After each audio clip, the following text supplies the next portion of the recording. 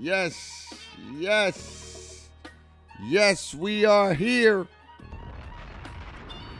Back again Yeah. Say that. with another Talk That Talk Yeah, say that. Say that. podcast where sports, culture, and wrestling collides. Oh, I like that. Yes. We got another one. Another banger for y'all today. Another banger for y'all today, man. I go by the name of Bake. And I got my co-host, my brother, my best friend, one of my dogs, you know what I'm saying? One of my best men whenever we give me a little booski, you know what I'm saying? In that thing. Introduce yourself, the man with many names. Yeah, man. Hey, it's Mr. Too Many Reasons himself. I'm gonna come out here and say the brotherhood. Yes. Hey, he has a whole lot of gear, man. For sure. Shout out to Demon in the building, man. Demon in the building. Demon is in the building. Demon. Oh no, that's the wrong one. Demon's in the building.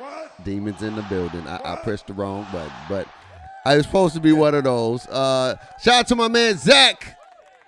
ZC's in the building, man. Give him a round of applause, man. Another episode, man. A whole lot of stuff happened this week, brother. We got to talk about the Stevens drama continues. We got some more drama between the double S's, Sanders versus Samuel. We got the March Madness, and we got the Lakers playing probably the worst they can ever play at the worst time in the season. And then we got the wrestling recap as we get closer and closer to WrestleMania, man, as it's about to go down. But the first topic of the day, because this is not too drama, this is drama friendly. This is not a lot of drama. This is straight to the point. We talking about the Final Four predictions now. Final Four predictions is here. We got all number ones. It's been a long time since all number ones is still in the tournament. You got Auburn. Hey, man, I ain't going to hold you. I was looking real good in the first half. I was like, Michigan about to do it. I told my boy reasons, and then Auburn turned into another gear. You ever play like Mario Kart and they get that little special power, and then somebody just that's how it seemed like. They didn't have no answer for them boys. So, I told you that. You did. You did. I got to give you one of the bombs. I got to give you one. You was right. So Auburn's in. Michigan is nice, but Auburn's nicer. You know what I'm saying? They got some dogs over there. Auburn's in the building. Florida's in the building. Duke's still in the building. Houston is still in the building. What a game. Yeah, that was a game. What a game. That was a game. Texas Tech is still in the building. That was another game. Who else we got in the building? We got Michigan State. So we got Michigan State, Auburn. We got Florida, Texas Tech. Gonna be tough. We got Duke, Bama. Yeah. That's a good one. That's gonna be real good. Houston, Tennessee. You know what? Shout out to the SEC. Bro, they're about 4 deep up in there. 5. Texas Tech, Texas Tech's Big 12 still. You got Alabama, Florida, Auburn, and Tennessee. And you could have had Arkansas if Arkansas didn't fumble that bag. I mean, it do hit a tough shot, but they shouldn't have gotten that position. You can't blow a 16-point lead. You can't blow that, but it would have been 5 SEC teams in there. I'm not a believer. Hey, man, I understand you're not a believer. I'm just calling it a spade. I'm just telling you what it is, dog. You ain't got to be mad at me. But who do you think has the greatest chance of making it to the Final Four? As we got 2 elite games today, and then next week is going to be the Final Four, and then Monday is going to be March Madness. I mean, the last game. I believe Monday should be the last game. Next Monday is the last game. So what I'm looking at, I feel like I got Tom Izzo beating Auburn. Wow. The Izzo for Shizzo. I got Tom Izzo beating Auburn. Okay. Got the Sparties. Okay.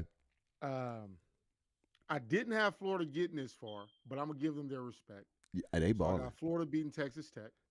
Okay. Texas Tech is going to be a tough out. Oh, it's going to be a tough out. They got that big man that's a dog. Once he get in his get in the bucket. And they can play defense. Yes. That's one of the biggest things. Texas Tech can guard. But I didn't like how they looked against Arkansas. But Arkansas are lengthy and athletic as well. Yeah, but that's what I'm saying. But I just feel like Florida is just they just playing good basketball right Yeah, now. they are. They are. They are I can playing give you good that. basketball. I can give you that. Obviously, I'm taking Duke over Bama. Of course, you do. You do got it. You Yeah. see the shirt, Dukes and looks really then good. I'm going Tennessee over Houston. I can see that. I'm going Tennessee over Houston. I love Tennessee what Houston struggled. does. I mean, not Tennessee, but Houston almost fumbled the bag last night. Yeah, and I mean the way Tennessee just ran through Kentucky. Oh, they got them boys out of there. Yeah, they ran through them And like they finally like they got was- the redemption in the best time to get it. They lost in yeah, the regular because season. Kentucky had put it on them twice this year. Hey, yo, pause. Wait a minute. Wait a minute, dog. What's wrong with you, dog? Put it on them twice. Hey, yo, pause, man. But yeah, Kentucky beat them twice. Yeah, my dog. Anyway, Wow, it's Saturday, y'all. I know it's Saturday. It ain't even 12 o'clock yet. My dog reckless right now, dog. But Kentucky beat them twice, and they end up taking a bad L. It looked like it was gonna get close, and then it wasn't ever close. So who you got? Who's your final four? So that was my final four. My final four heading into next Saturday is Michigan State, Florida, Duke, Tennessee. I got Auburn. Okay. I got Texas Tech. Ooh. I'm going with the upset. Okay. I think Duke just got too much. Alabama was playing really good basketball, but I think Duke got too much. I'm gonna go Bama, and then I go Tennessee. No. I mean Duke. I mean I'm gonna go Duke and Tennessee. So I got Duke, Texas Tech, Auburn, and Tennessee. Those are my four. I'm rocking with those four. I like those. I feel like those are good four. I don't know the way Auburn put it on Michigan. Yeah, look at you. Yeah, look at you. Hey yo, hey yo. See, look what you just started, man. You just started this epidemic, man. The way Auburn dogged Michigan in the second half, bruh, they just look like the team to beat. They've been the team to beat all season long when they play like that.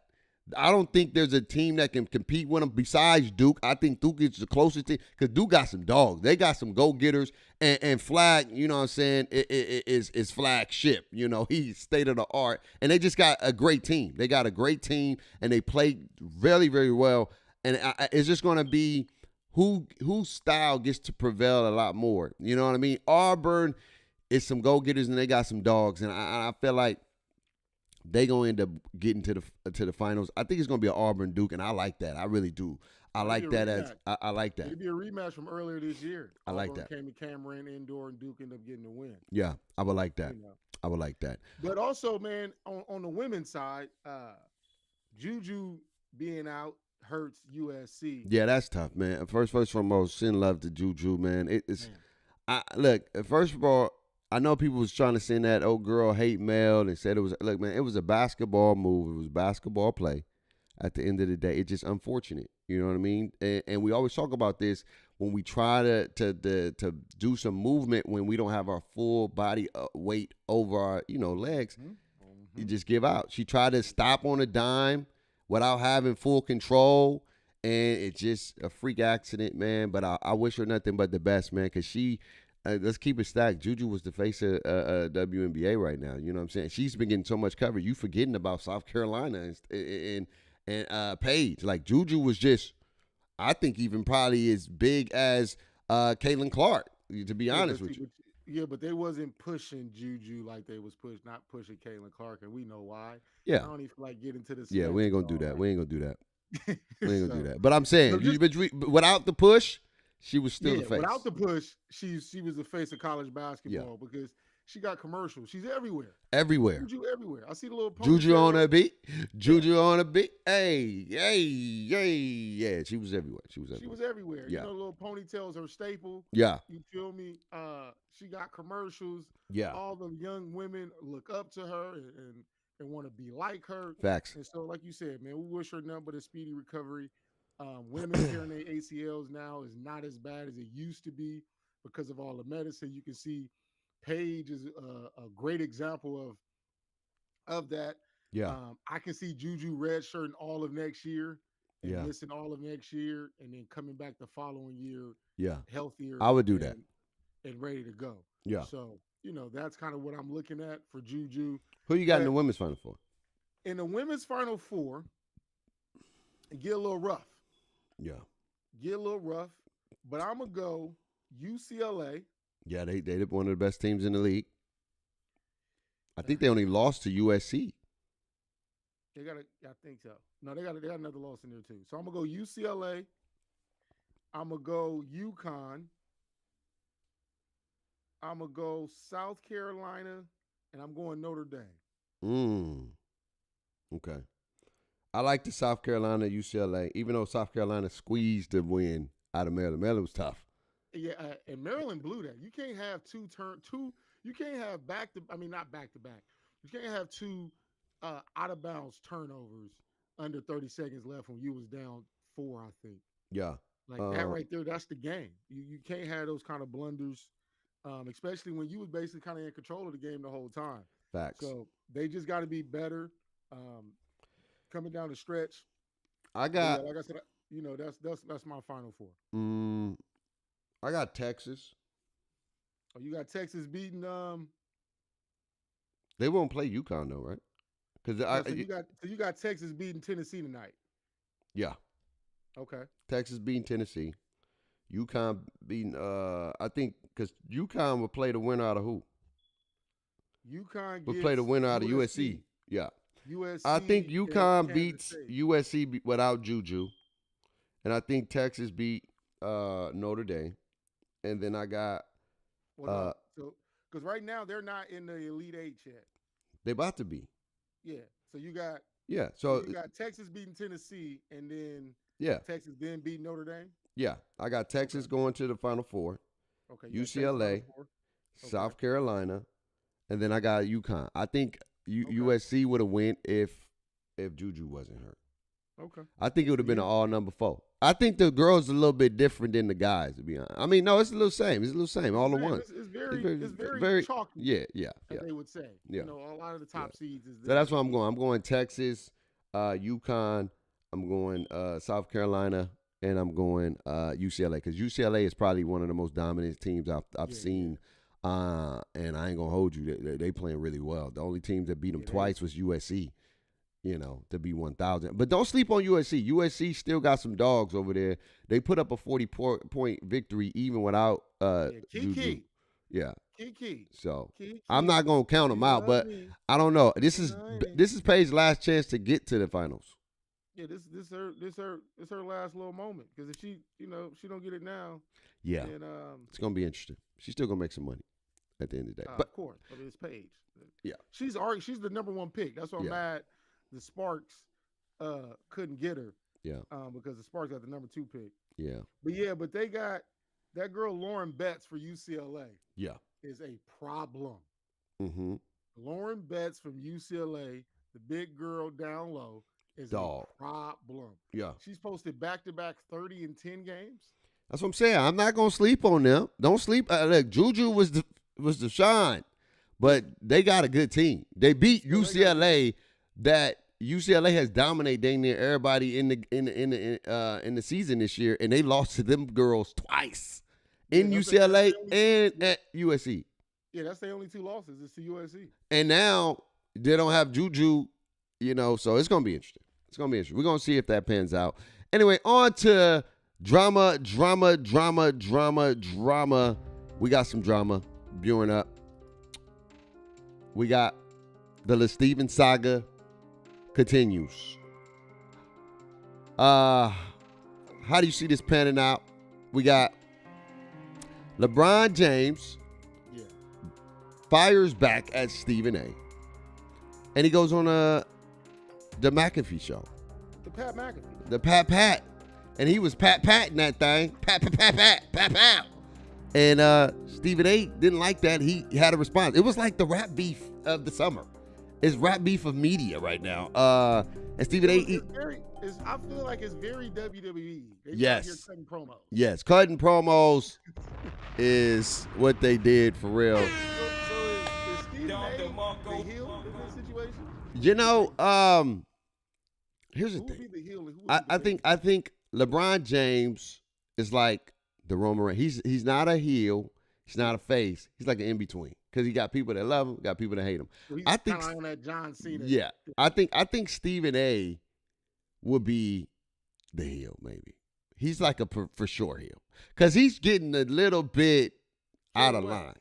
Yeah. He getting a little bit with the Kobe comments and the D Wade comment, and then he kind of like this is when I know you in your feelings when you not really being a journalist and now you Yeah. just acting on emotion and now Yeah. you retracting statements. That's when I Yeah. know Stephen A is flustered.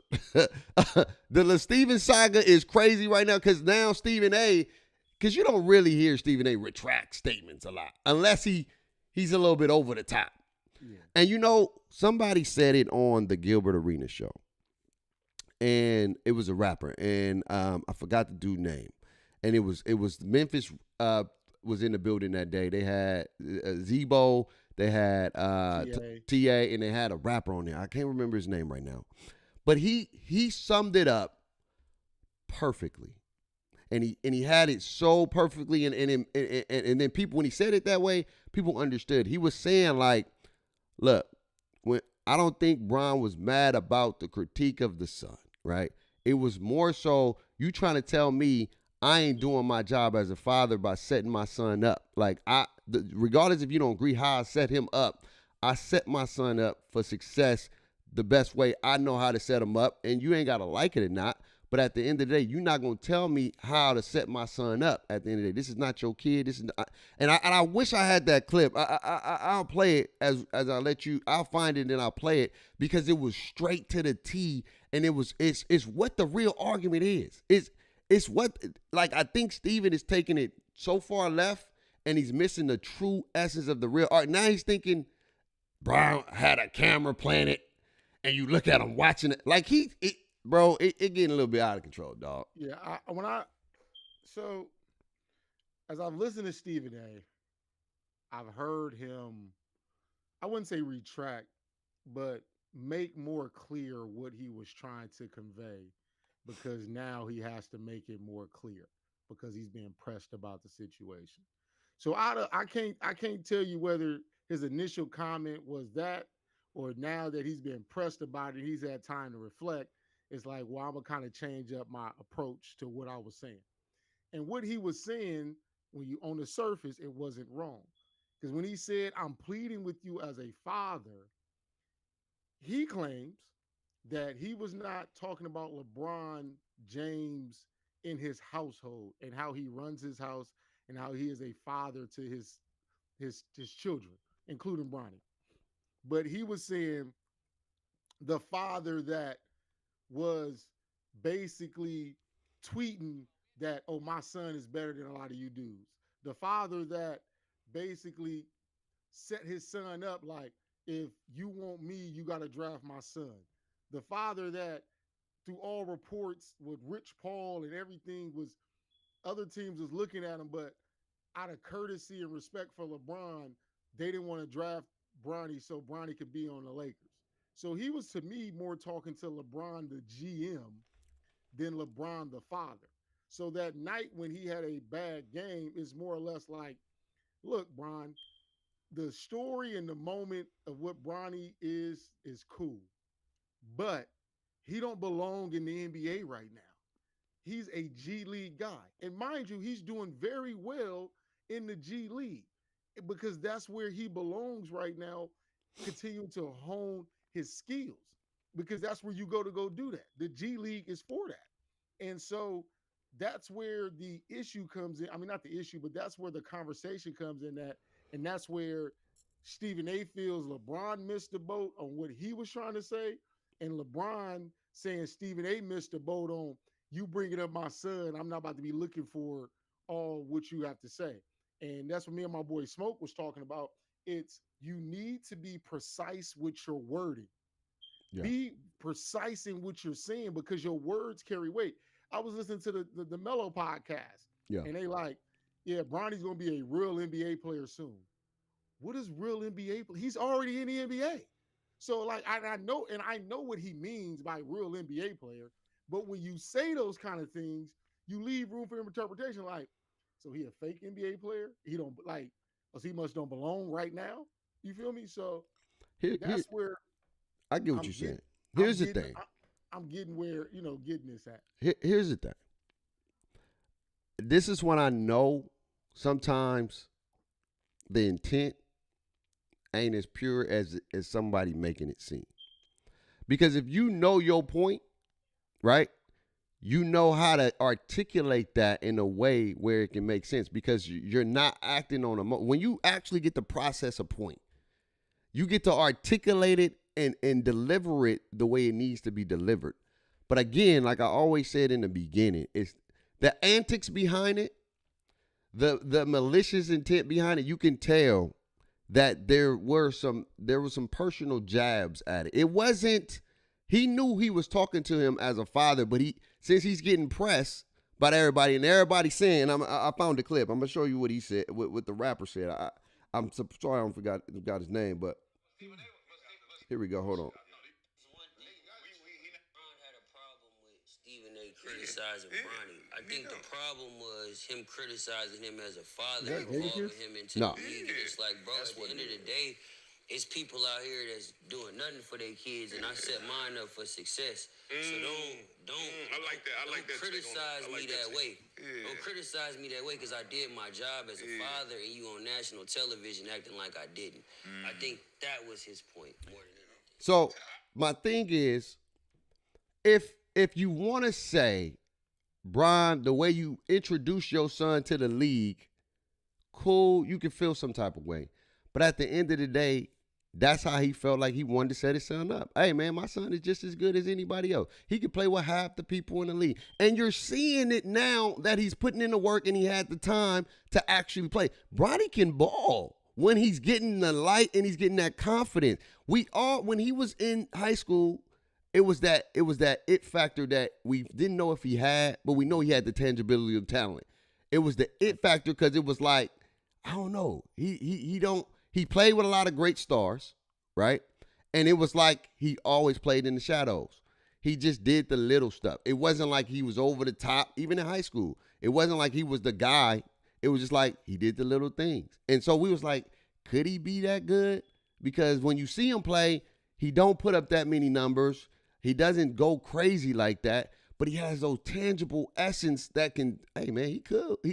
He shows spurts. And you know when you're a coach and you see somebody that shows spurts, you're like, he could, but I don't know yet. I got to see more. And now with the whole Stephen A thing, he had a whole 6-7 months to do the whole Bronny ain't deserve to be in the league.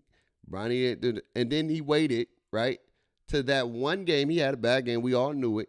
Instead of keeping it on basketball, he start attacking it in a way where it's like, bro, all you had to do is say, hey, what we saw last night is what we've already known.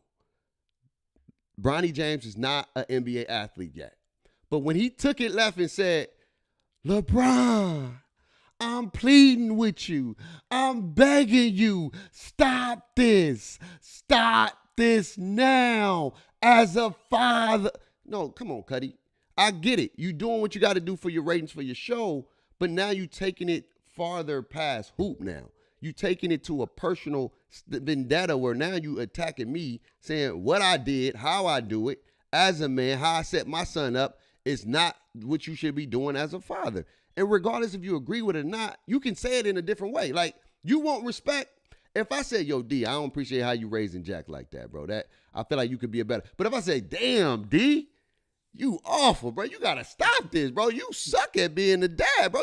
Why you do your kid like that? You gonna be like, hey, nigga, what you talking? Hey, dad, like we cool, dog, but dog, don't talk to me like that, dog. And I always tell you, it's not what you say, it's how you say it. And even now, you're getting Stephen A. don't understand. He's starting to reveal his true character. Now he's talking about, I didn't mention how you didn't show up to Kobe Bryant Memorial. I didn't mention, like, bro, what are we doing? Are we talking about basketball here? Or are we talking about other stuff, dog? You taking it further and further. Because now Stephen A. is trying to, I wouldn't say assassinate his character, but to try to like undermine like LeBron is not this good dude that everybody keep Right. trying to portray. Yeah. You feel me? When you start throwing those kind of jabs and all that kind of stuff, and it gets away from the essence of what we talking about here. Yeah. You feel me? Y'all had a moment that to me should have just been handled behind closed doors. 100%. And if it would have just been handled behind closed doors, like two grown ass men should Right. have handled it, two older grown men. Yeah, for Like, sure. you feel me? Like, if this was a young LeBron and a young Stephen A, this is cool. LeBron 40, Stephen A 55. Yeah. You grown ass men should have had not allowed this to happen, especially you grown ass black men. Yeah, Should have that's not the sad allowed part. this should not allow this to become a circus. It It's shouldn't have becoming been a that. circus. Yeah. It should have been just a conversation. The thing that I can get to is like when Mike Epps and Shannon Sharp had their little They Twitter squashed beef. it. They met up in Indiana like grown men and talked about it But because they both you felt know what some kind happened of though? way. Look. See, at first it was on the internet, Yep, it was. right? But they didn't attack, like Shannon Sharp didn't attack Mike Epps in a way that Stephen A is attacking LeBron. So it opened that door up to be like, let's talk about this. I think that it's harder to do now. Oh no, now I'm saying now it's gonna be Yeah. impossible for Yeah. a little while. I'm talking initially, and what I'm saying is LeBron's initial response. I believe I just wish it could have just been handled behind closed doors. And let me tell Like you you why I could have think he just would have did it. I'm gonna tell you the reason why the reason he could have did it, but he didn't do it is because again, Stephen A went on different shows talking about the same thing. If Stephen A would have went on like just say, because this is the thing that gets me is Stephen A was like, that was not a basketball player, that was a father, and he was like, how you gonna say, hey, I get it, I understand, I was wrong, and then change the energy because he alluded to what you already said. He said when he started saying as a father, I was like, come on, dog, we can't do that. And he agreed with you. He agreed with you, and you said it a couple days before. He came to me as a father. Mm-hmm. He came to me as a father, and I apologize. How you gonna say you apologize, and then 2 days later, because the man said when he said as a father, I didn't like that. Then you like, no, hell no, I stand by your energy has been doing this, right? Yeah. It's been doing that, and so it makes it hard for LeBron because I don't think it's a hard thing to do to be like, hey man, let's talk. No, I mean, because I like you make what you saying. It's just I feel like now it's gonna be hella difficult. You want some time gonna have to pass. Yeah, it's gonna be and I hope they can. This is one thing to your precedence of what you said. Two black juggernauts who are at the top of the top. You know, it's getting personal to the point where Brian didn't have to say what he said about Brian Windhurst. I think Brian took it personal when Windhurst said, "Don't get it twisted. LeBron signed with Nike because Jordan signed Nike, or whatever the case may be, or whatever he signed with." Or I think it was Nike. Yeah, LeBron was like, Wendy was like, LeBron wear 23 because Jordan wear 23. Yeah, and LeBron said he wears 23 but then when you start saying about who I signed with because of Mike, like I do everything this man do. Let's not get it twisted. Like I signed with Nike because they offered him $90 million. Yeah, you know what I'm saying? Like let's call it what it is. You know what I'm saying? And he was just saying that's weird that people are trying to create these narratives, and I get it. I'm not saying, and I would never say no man is a saint. I know Brian does his thing behind closed doors, and I'm not here to tarnish a man's character. And I think that it's getting to the point where now you're trying to tarnish this man and say, oh, he's not who you think he is. And people can do the same thing about you and say, you're not who you think you is. At the end of the day, it could have been squashed, and it's going to be some drama for a while. I think Brian is going to squash it by just not commenting no more. He's going to let it go. He's going to let it go, and it's going to be washed. And because, and also from that interview before we move on, I don't like how they tried to dissect what he was saying when he was talking about Giannis playing in the 70s. Yeah. I feel like ESPN, and this is an ESPN thing, they took a piece of the clip, a piece of that conversation, and then turned it into something that the point that LeBron was not trying to make. No. Because when you listen to exactly what the man said, he gave respect to each era and basically said each era is different from one another. Yes. But to say like the specimens in this era could not compete with the specimens in the other era is crazy because when you look at a Giannis Antetokounmpo, he can stand toe to toe with Wilt and be like, "What's happening?" Yeah. Because Wilt, to all accounts, was a hell of an athlete. Like, yeah. He a high jump, sprinted, and all that. Yeah. But he was the only specimen of that nature. Right. Right then and there. There's a lot of specimens now. There's a lot of specimens, and again, this goes. And I said, Brian, everything Brian say ain't law and ain't right, but this goes back to his argument with the media. Like they take some certain stuff, they twist it around, and they create these narratives, bro. Like for no reason. And I think there's a shift happening where the players is like, hell yeah. Say what's on your chest, man, because we've been feeling this way. There's a lot of people that feel like the media is on some suspect stuff. Like, y'all not reporting the sports no more. Y'all taking it to, we're attacking people's characters. We're telling you what it is, how a man is, because they chose to play with a different team and all this other stuff. Y'all taking it past sports now, and y'all blending between the two, and we like, bro, we tired of that. We tired of y'all trying to come at us, and y'all never played this game in your life. And Bake, that point right there, it's how can you be critical of me in certain things when you couldn't even do it your damn self, right? And be in those positions as you couldn't do it. So right. Because you couldn't do it, you had to go do something that was still related to it, right? So instead of just saying he had a bad shooting night, he played awful. It was a bad night. I don't know what he was doing because that's being critical, and all that. But to say, yeah, man, that man's mentally soft.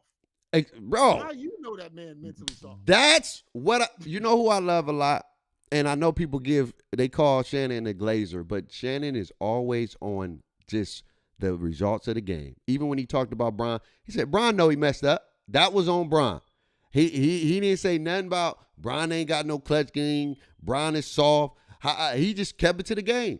I don't know what Bron was thinking. Why did he throw that ball? Bron is better than that. Like, Bron is a smart player. Why did you come up and shift and help? Like, no, Bron, why'd you do that? And that's what we got to get back to. Yeah. Keep it hoop. You don't have to attack a man character. You can address what his mindset is in that state. Like, I don't know what he was thinking. Mindset, like, because even like Bake, just when we're talking mental, right? Yeah.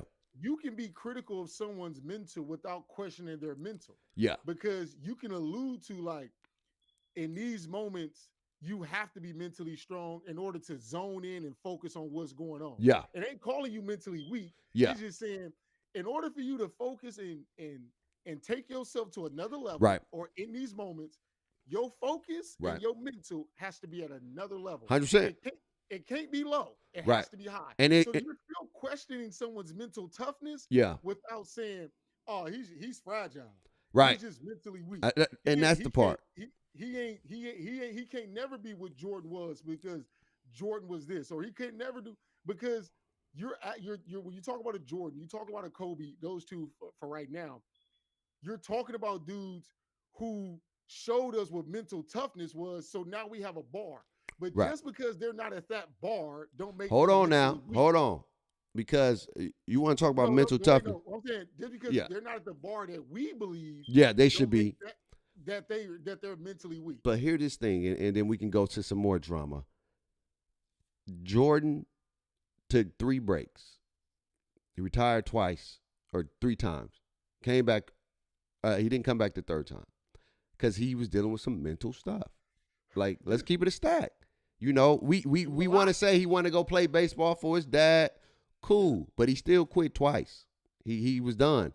He didn't play 20. Only person that did that consistently like that was at that tier was Cole, right? And Cole dealt with the whole rape case. The rape case and everything and still played. and then you have like LeBron James, 22 years, no off the court drama as far as like marriage. We don't know what he's doing, and that's not my business. But the modern citizen for the league, You may not like his comments, you may not like his takes, but a moderate citizen, You do be lying a lot, though. you know, or telling a story, whatever the case may be, putting a little extra meat on the potatoes, whatever. But, you know what I'm saying? But let's keep it a stat. 22 years of being a modern citizen for the game of basketball. From the people getting, because think about it, before the decision, they was putting this man at the top of the top, right? Yeah. When he made the decision, it was like, and he said that, and I really feel that way. People started to hate him now. It was like, oh. Yeah, because I think, like, I just think when it came to the decision, people felt some kind of way about where he was going and how it was done. And it was like, yeah, you the face of the league, but you ain't did nothing for you to have to garner all this attention about where you going in free agency. But he didn't do that by his, the media ate that up. They love that. But I mean, but it was on ESPN. Yeah, but that's what I'm saying, because ESPN knew the numbers was gonna happen, but it made it worse for the Cleveland fans. The man, people, all those people, like you, because the people that was the he gave them people 7 years, bro, and he told them he was leaving. Like, look, you know he not going to Cleveland. Why would he do a decision to go back to Cleveland? Come on, dog. We knew that. It's just what we being delusional now. You know what I'm saying? And that was saying, like, overall, yeah. I think that and I told my boy Smoke this. I was like, I feel like it's a lot of bad journalism going on right now. Yeah. And even on the Pat McAfee show, although LeBron was very candid and the interview was good, I still feel like the tough questions didn't get asked. The questions that the people really wanted answers to. The questions that if LeBron would have gave certain answers, now we can kind of get into the psyche and kind of what he was thinking. Because I would have asked LeBron, you don't think that tweet you put out in 2023 does not have anything to do with the extra baggage that comes on Bronny? You know, like, why? I think he will have that. I don't think that was a show to do it. I think he's going to do it on his show. It's like, but those are the questions. Or the question of, like, why that moment did you have to go as Stephen A? Like, was it always you? It was always an on-site thing. I'm telling you when he's gonna do it. He's gonna do it on his podcast because he know that's what they want to see. Those are the questions that the people really want to know. So then we can stop having speculations. But you know you got to do that. You got to do that. We can hear from the man himself, like, you know. So I think when we get to that point, or whenever Brian decides to enlighten us, I think he's going to do it on his platform, on his show after the season, because it's going to get talked about. The barbershop, or with JJ Redick and JJ, like, you know, what made you do that in the middle of the game? Like, he probably like, look, dog, like, and it'll come out, and he may not tell a full story or whole story, but you're going to get some context. And LeBron, like I said, he's very calculating in what he do and how he does it. You know, you may not have to agree with it, and I don't agree everything he says and everything he does. But at the end of the day, this man is poured in a lot for this game, man. And I just think it's getting beyond basketball. Like, keep it basketball. And if you feel some type of way about a man, like, and like I say, your true colors are gonna show. And right now we seeing Stephen A. real colors. Because if you really cool with somebody, or if you really ain't got no drama with no dude, you ain't doing all this stuff you doing off your feelings getting hurt because he said you in your tighty whities eating some sherbet, laughing and waiting and all that other stuff. Like, it's banter, and it is what it is. Get into some more drama. Yeah. We got the SS Club, Sanders versus Samuel. Mm-hmm. I'm the better corner. Look at the numbers. I stack up with the best. Yeah. And I'm gonna say this, and I'm gonna give you the flow. Sante, Falcon native, love him to death, great corner, but there is levels, and there's no disrespect to him. He was an amazing corner. This dude was amazing. He was great at what he do. Yeah. Took some risks, got rewarded. Sometimes gambled, got burnt. It is what it is. But at the end of the day, Deion Sanders is like the staple of cornerbacking. I'm not saying you can't be great as Deion, but Deion was the standard. He was the reason why people wanted to be cornerback. He was prime time. He had the skill with the persona and the aura. When Deion pulled up, it was different. It was the dude ran a 4.2 40. The dude was captivated, punt returning, receiving. He was like the most dynamic athlete ever in NFL in sports history. Played baseball, did well in baseball, did well in football. Hell, if he wanted to play basketball, probably could have did that too. Ran like Deion was prime time. Like I'm saying that because it's true, and it's just sad that we got to do this because he felt some type of way because he felt like he was discrediting his skill in his his technique, and he felt like Deion was taking a shot at him, and he wanted to fire back, so he didn't start showing stats and all that. But at the end of the day, prime time is prime time for a reason. That dude was the greatest shutdown corner to ever do it. You ain't gotta like him, but the man was that damn good, and I'm just keeping it that. I mean, my question to Asante Samuel is, who is the reason why you played corner? Yeah. Like, and you got to answer that for real, because I didn't play corner, but if I did want to play corner, my guys that I was looking at was Deion and Charles Woodson. Yeah.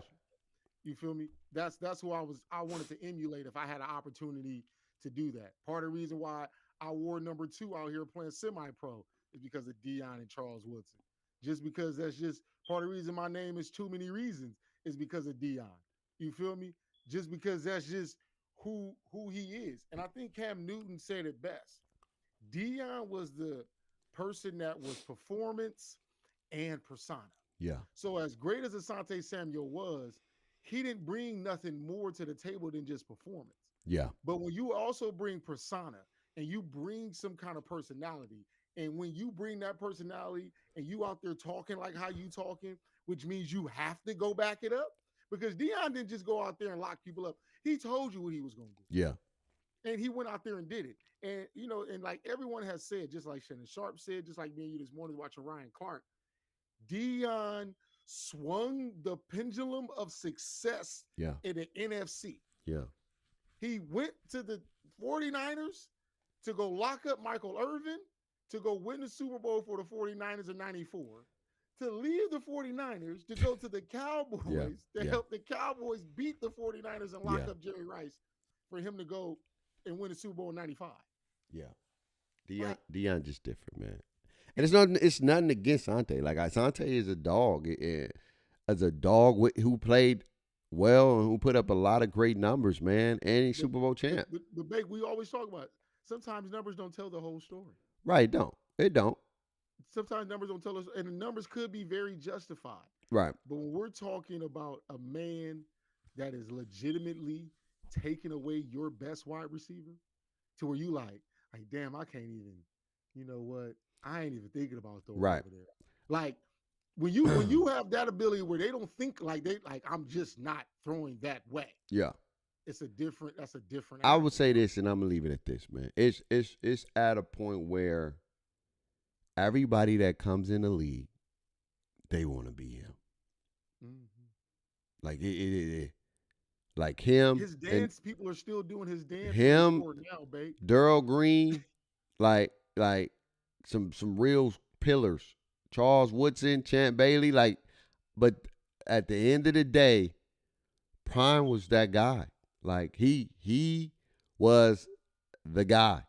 And no disrespect to none of the other corners, he just had that aura where every kid wanted to be Deion Sanders. Like and to me, the next closest thing would probably be Darrelle Revis, but he just had no persona. Yeah, Darrelle Revis was a boot collar. He was like the Tim Duncan of NFL. Yeah. He just came and did his job. Went about his business and he was a dog. He was a dog. Don't get it wrong. Like he shut the whole. As far as just a shutdown corner. Yeah, Darrelle Revis was a dog. To me, Darrelle Revis is probably as close to Deion. Yeah. We're going to get. He just didn't have the persona. Yeah, Darrelle Revis was a dog. He didn't have the the flash or Yeah. whatever the case is. He just went out there, did his work, and Yeah. went home. But at the end of the day, man, shout out to both of them boys. But Deion is Deion. He's iconic. And you don't really hear people say, I want to be a Asante Samuel. And there's nothing wrong with Sante. You know, his son has been balling, doing his thing too. But just that boy Shannon Sharp rude. He said, even your son wouldn't tell you better than Deion. Yeah. And that's the truth. That's a real. His son would be lying because I would have to look at his son like, come on, like like Daddy, you was dope, but that's Deion Sanders, dog. Like that's Deion Sanders, Dad. Like, come on, dog. I love you, Daddy. Like you was a dog. You my guy. You my guy at the heart. I don't care. You helped me get to where I'm at.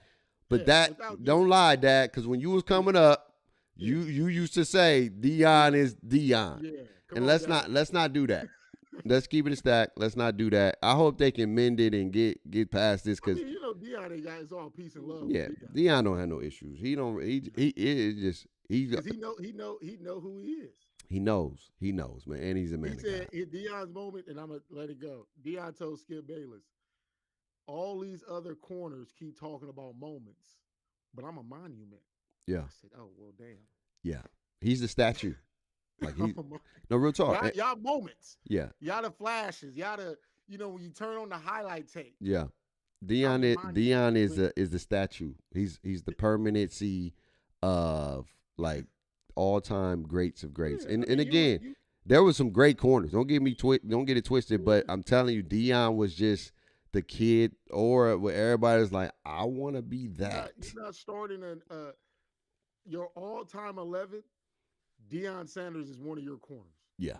On defense. Your all-time 11. Yeah. And it's not even good. You can start there. People may start with Lawrence Taylor and Deion. Yeah. And then fill in everything. I feel like everything else would be a debate. Yeah, you got Ed Reed, you got Troy Polamalu, you got some dog, you got some. All that could be a debate. Yeah, but when we go, you go number one cornerback Deion 4-2. You can't take away 4-2-6. Yeah, you can't do that. You can't do that. And he's a dynamic player on both sides. You can't do that. I can play punt returner and receiver. Can't do that. Come on, man. I can't. Yeah. So it's just different. It's levels to it, and it's no disrespect to my dog, but it's just levels to it. On to the next. Lakers. Awful. Been super duper awful. How do you feel about your Lakers, man? It's been bad. Inconsistent play. It's really been sad to see. Now, don't get me wrong. Bronny came back coming from the groin. He's played awful. Let's keep it a stack. He's played awful. No. I ain't gonna lie about it. But I'm not gonna make no excuse. He's playing awful, and we've always said if you hurt, don't play. But I'm okay that the Lakers are losing now, and Bron is in his slump right now, because he's gonna get it back before the playoffs. He's going to get back to where. But I'm telling you, people don't understand, and this is people that really pull the groin. When you come back, you back, but you're not back. And it's like you're healthy, but you're not healthy up here yet. And there's certain things where you're not going to try just yet. And you seeing little bits and pieces, and you have mental lapse. I feel like when you hurt, you have more mental lapse.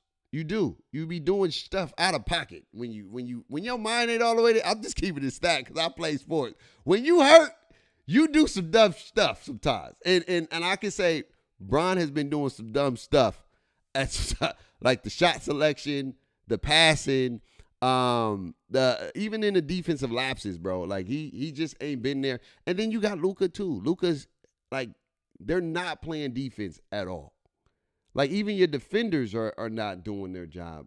That's supposed to be doing their job. And I think that's what's hurting them. These kids is getting out and running them boys. They up and down them. Like, the teams they've been losing to, young guys. Young teams. Keep it a stack. Indiana, young. Up and down. They beat Indiana. But no, they almost lost that one. Yeah. Same way. Bulls. Beat them by 20 at the crib. At the crypto.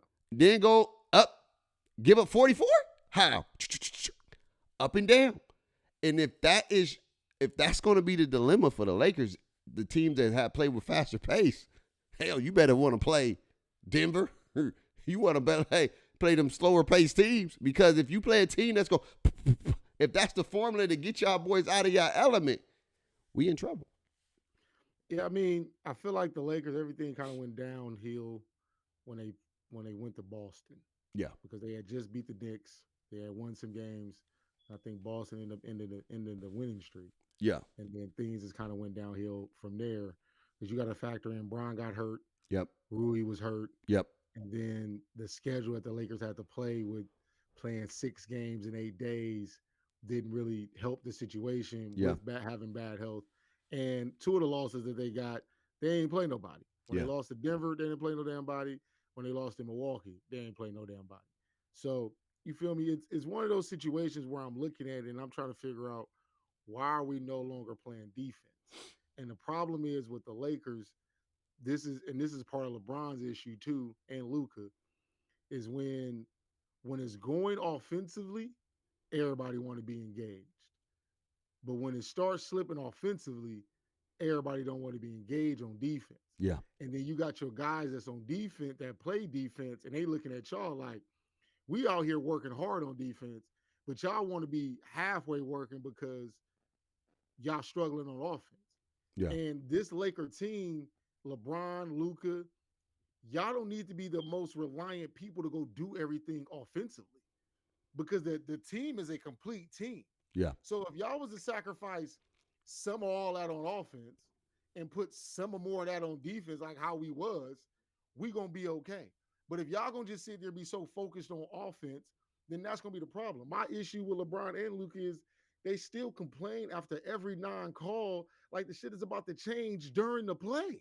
Yeah, it's not about the change. That's that superstar, man. They all do that. Everybody. Yeah, I know, but again, like it's always been an issue. I hated it when Kobe did it. Yeah, like what is you crying for about a call that's not is call already not been made? Yeah, you might as well go ahead and get back on defense. Yeah, I don't know what it is. This been in the league for years, bro. Every superstar did it. They did Mike, Larry Bird, Magic Johnson. This is just hate it, bro. It's a superstar treatment. They're like, I'm supposed to get that damn call. But you didn't. Yeah. But you didn't. And then you give up a transit. And see, my thing is okay, cool.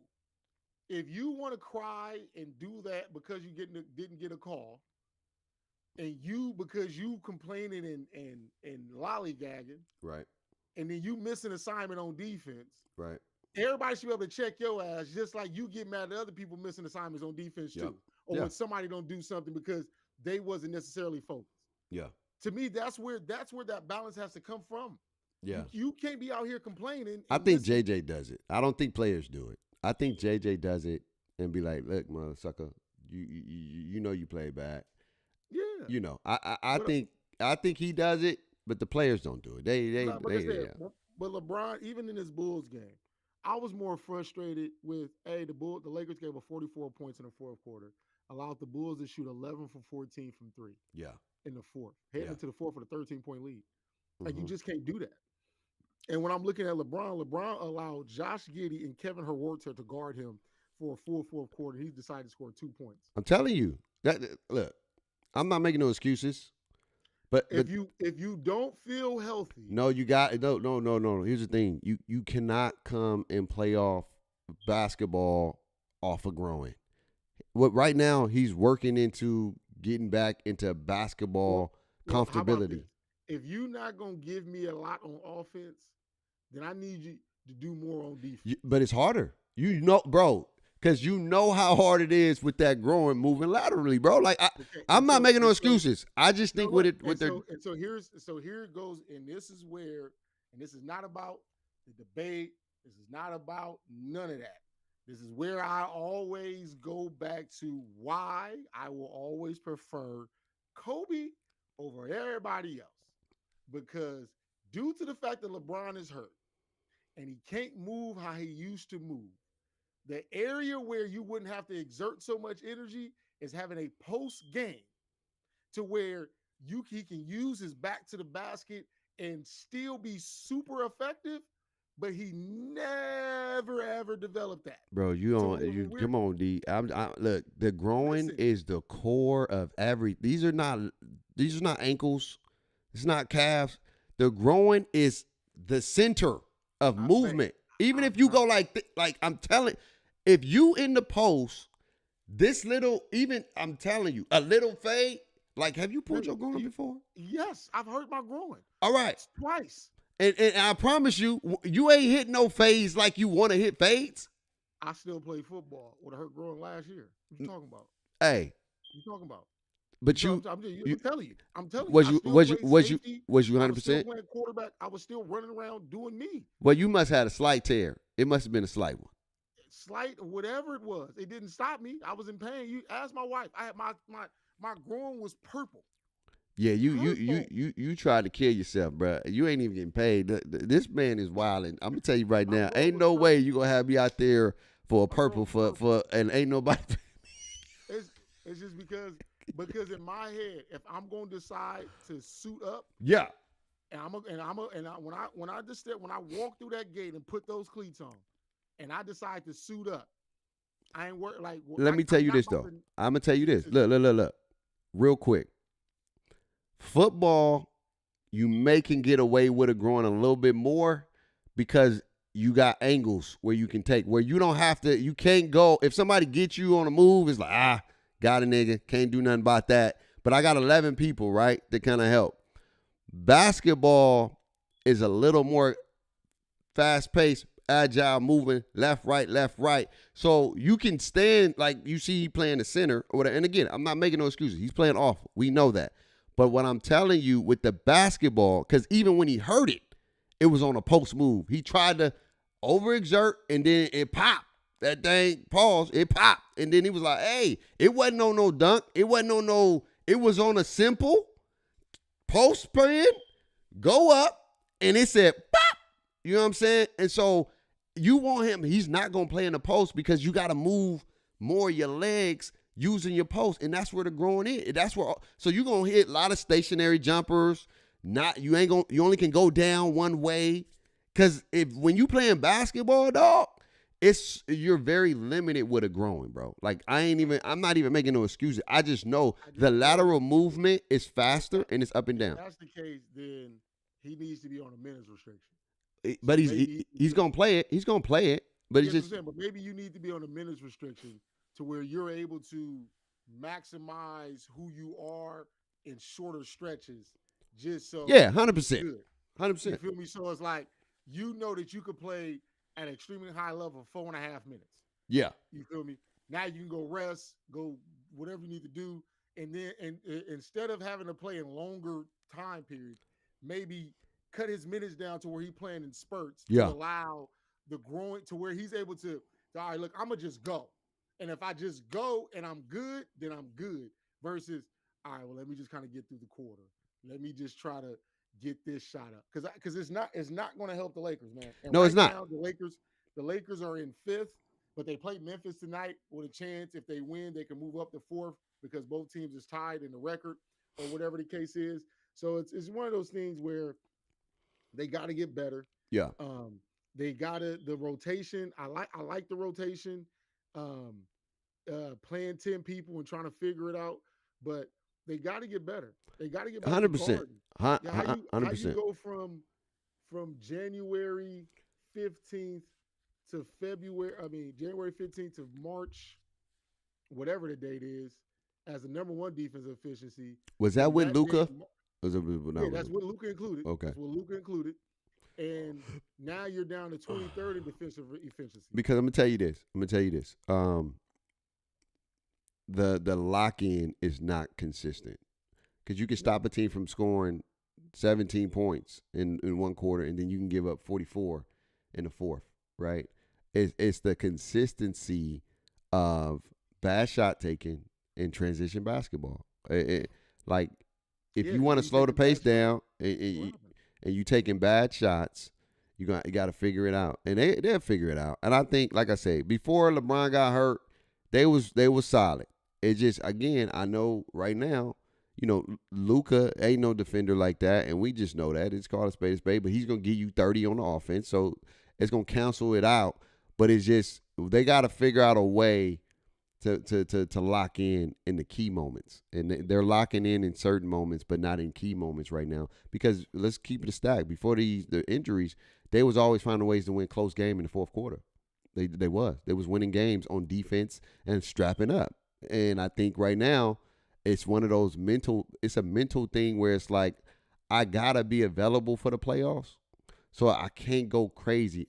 I think they'll tighten it up. They're going to tighten it up. I just They don't know got when. to. They're going to tighten it They up. got to, man. Yeah. They got to, man. And again, like this is why I don't like a lot of the coverage of the Lakers because people don't be consistent in the coverage. You Right. feel me? And not pointing out what's going on. This is how I know, like, y'all not watching these basketball games. Y'all just commenting on highlights and box scores. Oh, You 100%. feel me? Because like when I'm watching Luca, I don't see a person that's not playing defense. Right. I just see a dude that's just not a defender. He's not. We know that. And but no one talks about when because it's been moments where somebody got beat off the dribble. He's the right rotation, and then when he gets there, because he's the right rotation, he a hand showing to the dude to kind of go by him. Well, Luca is better just guarding a person in front of him. Yeah. Like he's better at that. But when you get Luca to have to rotate and then now he becomes that defender, he's Yeah. cooked. I think it's not even the defense, it's the effort.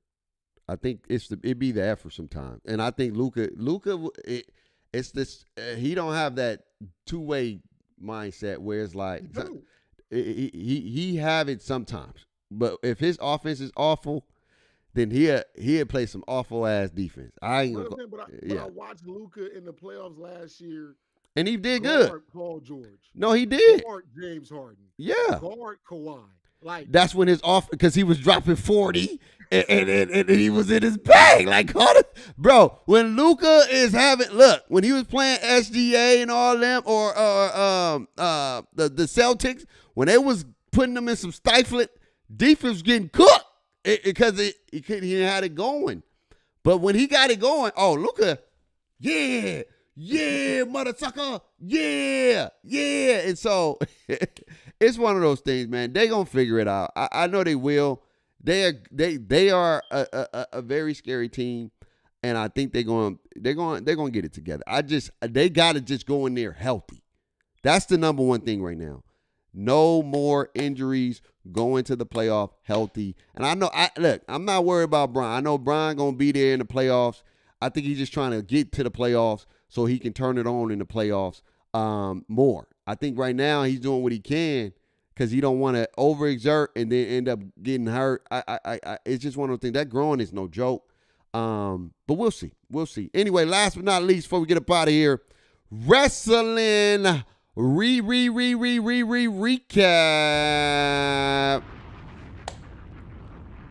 How you feel? What's going on with this triple threat? CM Punk and the main event. I think is that going to be night 1 or night 2? I'm guessing night 1. Got to be night 1. It's got to be. I think it's going to be night 1.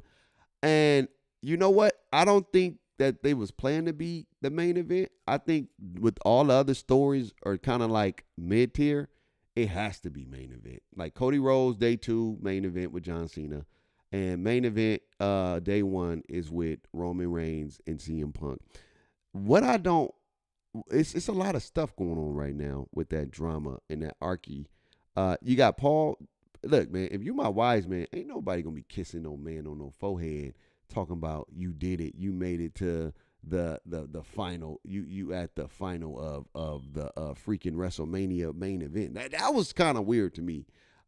It was real weird to me. I ain't gonna lie to you. Like when you over here, you are the main event, you did it, and then I'm over here hugging you. And you supposed to be the tribal chief wise man? And then Punk says, that ain't the favor he promised me. Mm-hmm.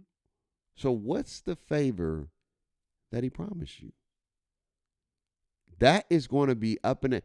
And I think it's setting up for Roman Reigns to get betrayed. I think that the favor is coming in the mix at WrestleMania, where Paul Heyman, because this is coming to spade.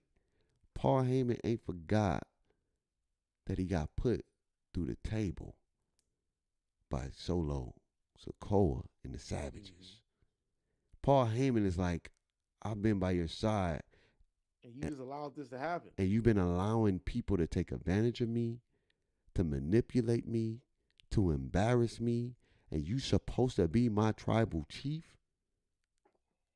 And it's going to create the dynamic now where CM Punk low key turns heel, and Roman becomes a face. And it's going to be interesting. It's going to be interesting. But I think Paul Heyman is going to screw Roman Reigns. That's what I'm going with. Yeah, I like the dynamic because it's like Roman Reigns and CM Punk is little brother and Seth Rollins. Yeah, that's tough. And the Seth Rollins don't like the whole little brother thing. Yeah. Because CM Punk hit the Roman Reigns with, I do thank you, my tribal chief. I thank you for making me a main, for main event me. Because it wasn't because of him. Yeah. And that just yeah. That just got Rollins, because Rollins is in like his crybaby mode right now. Yeah. You feel me? And so that's that's kind of setting up for Rollins, kind of a heel turn to a certain extent. I like that dynamic. This Cody Rhodes, John Cena thing is getting interesting. Yeah. Keep adding layers to that. I like the whole Randy Orton coming out, letting Cody know, like, just know, I'm gunning for that belt too. You feel me? Like, I think Randy Orton got something up his sleeve. Because I don't know if you've been seeing the stuff where, when The Rock had did this, he did 3. Somebody keeps saying that they're alluding to some kind of corporate faction, and that Seth Rollins could be a part of said corporate faction. And this whole Randy Orton thing, but also people are trying to say like Randy Orton, John Cena again type vibes for the title, just as a nostalgic type thing on Randy's way out. But I think it's somebody else going to be included into this. I think Randy I alluded to it low key when he was like, I just want you to know face to face, I'm proud of you, but after this John Cena thing, I'm coming for that. And it's crazy that I can see Randy Orton. You're starting to hear the tidbits. I'm hearing that the voices are coming back in your head, Randy. And you remember when the Viper Killer was the Viper, there was nobody you can trust him.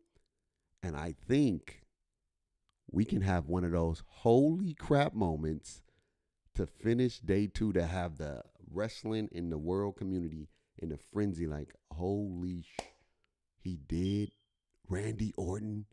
No, Randy. Why? And it shows this faction that The Rock is the final boss. He controls every piece of the board. And it can create this faction where now Cody, Roman, and some other folks can start coming at them boys like setting up another year of wrestle where bro, it's a lot. But I'm excited because the storylines for the 2 main events, they're carrying the WrestleMania rollout. How do you feel about main event Jay, man, not get a chance to main event? I don't think it was right. I think that it's the buzz. He's not the story. It's not as big as CM Punk, Roman Reigns, and Seth Rollins. Because I feel like they blew it when they had them have that match at Saturday Night Main Event. Yeah. Because it's like we've already seen this. Yeah. You feel me? If they would have had kind of like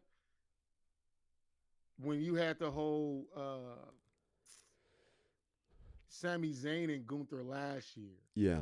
Like we never got the match. We just got Gunther and Sami just not liking each other and people doubting Sami and Sami not believing in himself. And like you had the real underdog story. So when he went and beat him, it was like, whoo, it was cool. Like, and they doing it again, low key. Somewhat with all the slipping and falling and playing the doubting himself. It's a repeat of the storyline because they have lost the essence of it because the other stories are kind of well, let's not say other stories. There's 2 big stories. The other stories are kind of like those two stories is box office. Like CM Punk, Seth Rollins, These are the staples. These are the visionaries, the big timers. This is what you come to watch wrestling for. And Jay is just not there yet. It's okay. He's not there yet. He has a buzz, and we got to see him with a title reign and see if he can take that next tier. But Cody Rhodes and John Cena, box office. Roman Reigns. Title reign gonna mean anything though, babe. That's the problem. And it may not. Like he gonna win. He gonna have the title, and he gonna lose. But I think they push him a little bit. I think he's got to fight some folks, and he'll lose eventually. But I think that you can't, like, it's levels. Roman Reigns, CM Punk, Cody Rhodes. Don't get me wrong. Even with the KO and Randy Orton, great story. But these 5 juggernauts, it's WrestleMania. Everything else is like B tier, C tier. Like the women's championships, we ain't even talking about them like that. Like the Charlotte Tiffany, it's a great story. That's a great story. This whole Rhea Ripley, Io Sky, and Bianca, that's a great story. The tag team situation. Yeah, it's a lot of great stories, but they're not the story. Like, I'm just calling a spade.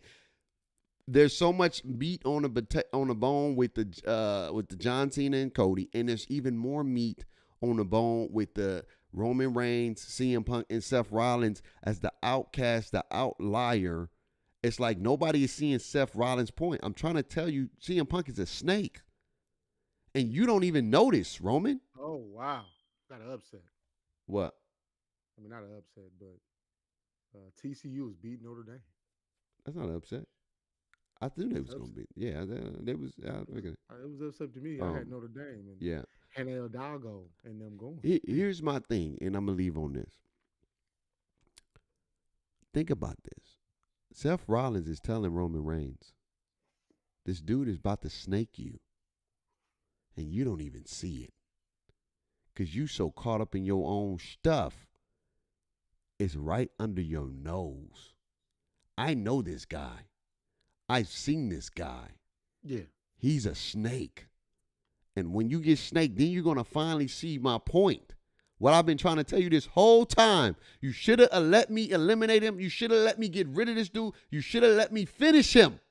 Because now he's setting you up for the greatest play in his playbook. And I still think, just me, the wise man turning on both CM Punk and Roman, and Seth gets Paul. That would be crazy. Yo, if that happens, to have 2 holy moments in back-to-back days, that'd probably be the greatest WrestleMania ever. Because that is a Paul Heyman turn on both of them and align with Seth, and Seth and then like all of that end up being a part of the corporate situation with The Rock. Because now you're forcing Roman and CM Punk to be aligned. Now you're forcing Roman and Cody.